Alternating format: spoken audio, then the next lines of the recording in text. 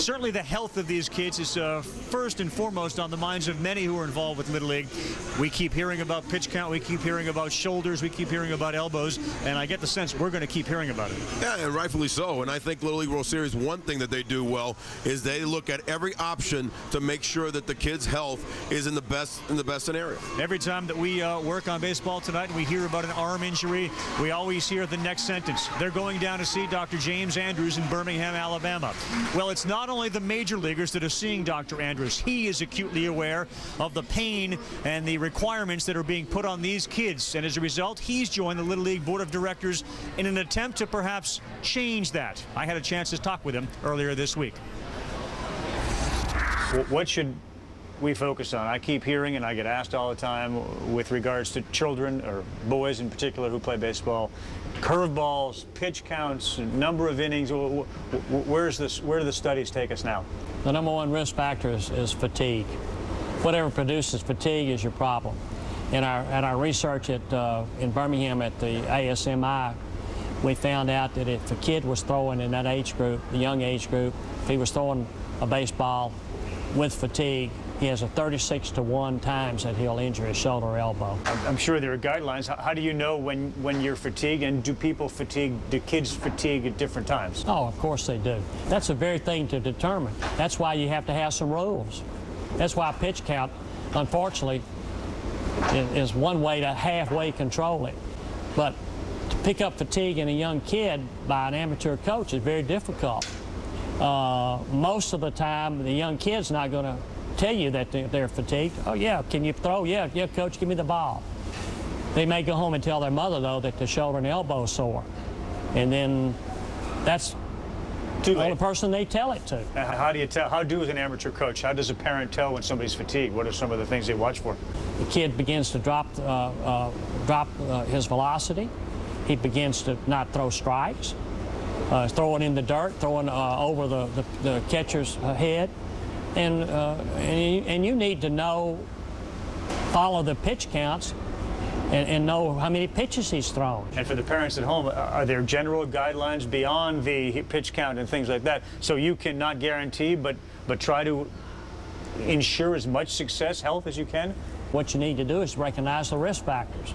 If you know the risk factors, then you know what to tell them to do. Number one, pitch counts are important, prevention of fatigue, but it's not just pitch counts. It's playing year-round baseball. That's the number one risk factor related to fatigue. We think the kids should have at least 2 to 3 months off each year where they're not throwing competitively or not throwing at all, and let their arm go through an active rest period. Now, can we mandate that? No, but we can certainly recommend that.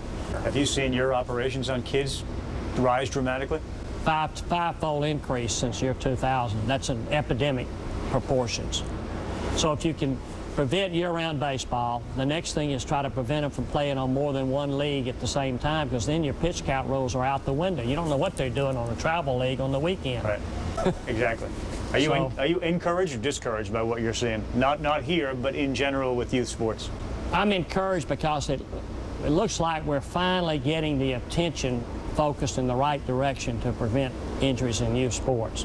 The timing is right. Everybody across the country is finally getting on board with this thought process and this initiative that we're trying to develop to prevent these injuries. Take a look at the pitch count rule, because certainly one of the things that is often talked about, the maximum pitch count, 85 pitches in a game, 46 or more or 85, 2 calendar days in a game of rest have to be observed, and subsequently you go on down. The counter argument to the pitch count is that every third day you can then go back on the mound and throw 85 pitches. I think what I take away from what Dr. Andrews said, and this is sort of obvious but oftentimes ignored or not taken into consideration, the accountability that is ultimately put back on. You can give guidelines. It's the same with alcohol consumption. Here are the guidelines, and now it's up to you as a mature coach, adult, parent, to be able to kind of read the child. They're only 12, they're only 13. When they say, I'm fine, you ultimately have to make that call. Oh, you're right. But, I mean, again, it goes to show what Little League Baseball is trying to do. Bringing in a gem like Dr. Andrews, they do all the studies, everything that they could do, and be as finite as possible to do all the tests to tell you, okay, listen, we need 2 or 3 days in between those 85 85 pitches. And I know some people might go out there and say, well, in the big leagues, they wait 5 days. But remember, these 85 pitches aren't the torque and the intensity of a major leaguer, of an adult. So I think they're on tap, and having Dr. Andrews is huge. The other thing that he said during that interview, which we didn't see here, is that you shut it down for 2 or 3 months, but participate in other sports, which increases your core strength and other muscles that are going to be important, not only in baseball, but other sports. I think that was a huge thing to hear, because I'm a Miami guy. I'm from the Caribbean, too. We play all year round, right. and I think I need to pass that lesson on, because shut that baseball thing down. Practice a little bit, but don't have the game action. And anyone that follows Little League and knows it, or has children that play it, or even softball, this pitch count rule has evolved. It has grown to 85. It could change again, and the requirements, or at least the suggestions or recommendations, could also change as well.